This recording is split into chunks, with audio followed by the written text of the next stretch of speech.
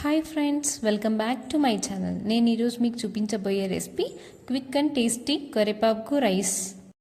ఈ రెసిపీ ఏంటి, ఎలా చేయాలి అనేది ఈ వీడియోలో తెలుసుకుందాం. ముందుగా హెల్త్ బెనిఫిట్స్ ఏంటి, దీనివల్ల ఏ విటమిన్స్ వస్తాయి, ఏ విటమిన్స్కి ఎంత ఉంటుందో ఈ వీడియోలో చూసేయండి.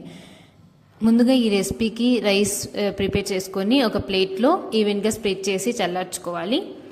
ఆ తర్వాత ఒక కడాయి తీసుకొని దాంట్లో ఒక 3 టేబుల్ స్పూన్ ఆయిల్ వేసుకొని అది హీట్ అయిన తర్వాత పండుమిర్చి, కందిపప్పు, మినప్పప్పు, శనగపప్పు, మినప్పప్పు పొట్టు మినప్పప్పు లేకపోతే ఉద్దిబ్యాలు వేసుకోవాలి.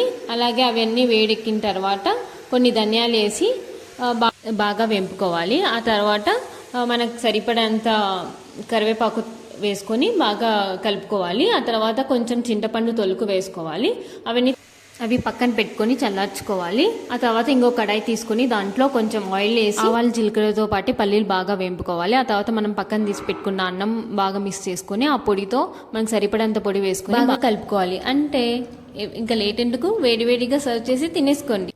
ఈ వీడియో మీకు నచ్చిందా? అయితే please subscribe to my channel. Bye.